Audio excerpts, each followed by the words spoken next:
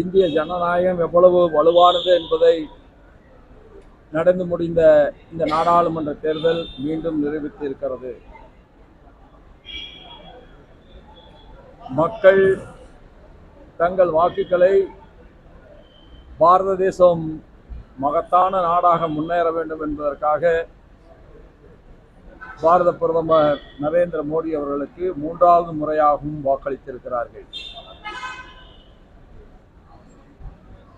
உண்மையிலேயே அந்த மகத்தான ஜனநாயகம், உலகத்திலேயே மிகப்பெரிய ஜனநாயகம் என்பது இந்திய தேசம்தான் என்பது மிக தெள்ளத் தெளிவாக நிரூபிக்கப்பட்டிருக்கிறது. தமிழகத்தில் இருக்கின்ற தங்களை எல்லாம் மிகப்பெரிய வல்லுநர்கள் என்று சொல்லிக்கொண்டதற்கு என்னுடைய ஒரே வேண்டுகோள், இப்பொழுதாவது உங்களுக்கு இவிஎம் மீது இருந்த சந்தேகம் முற்றிலுமாக போயிருக்கும் என்று நான் நம்புகிறேன். தமிழகத்தினுடைய வெற்றி எப்படி பார்க்குறீங்க சார்? 40 தொகுதியில் வெற்றி திமுக சாதனை குறித்த வெற்றி எப்படி 40 தொகுதியில் வெற்றி எப்படி பார்க்குறீங்க? ஏன்னா இந்த பணப்பட்டு வடாமல் அதிகமாக இந்த வெற்றி ஒரு ஒவ்வொரு விழாவாக குறிப்பாக பிஜேபிக்கு ஒரு அழுத்தம் கொடுக்கணுங்கிறதுக்காக வைக்கிற மாதிரி சொல்றாங்க. வெற்றி பெற்றவர்கள் கொண்டாடத்தான் செய்வார்கள். ஆனால் அதனால் தமிழகத்திற்கு நன்மையா இல்லையா என்பதை அடுத்து வருகின்ற தேர்தலிலே தமிழக மக்கள் தீர்மானிப்பார்கள் என்று நான் கருதுகிறேன். கோவையில்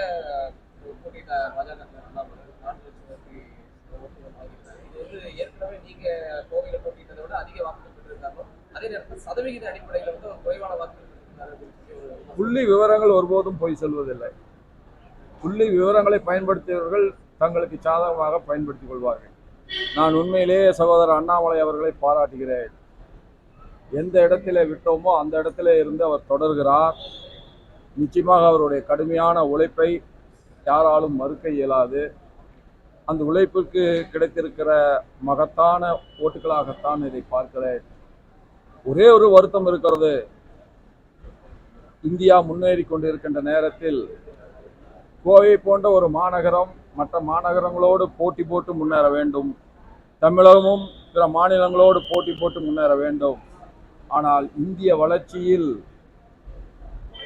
தானும் அந்த வளர்ச்சியிலே சேர்ந்து முன்னேறுவதற்கு பதிலாக ஒவ்வொரு முறையும் கோயம்புத்தூர் மக்கள் வேறு விதமாக முடிவெடுக்கிறார்கள். அந்த வளர்ச்சியோடு இணைந்து இந்த பயணத்தை தொடர்வதற்கு வகையில்லாமல் செய்து விடுகிறார்கள் என்கின்ற வருத்தம் இருக்கிறது. ஆனாலும் என்னதான்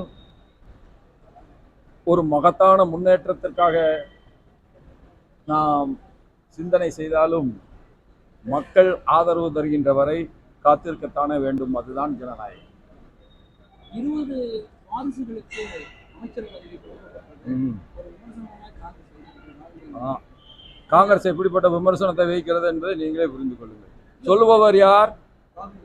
அதான் அதுக்கு மேல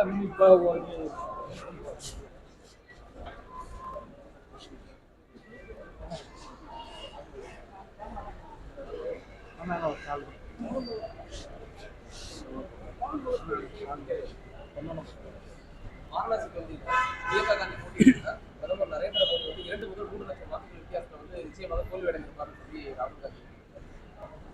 ராகுல் காந்திக்கு எப்பொழுதுமே ராணுவம் பிறகுதான் வரும்.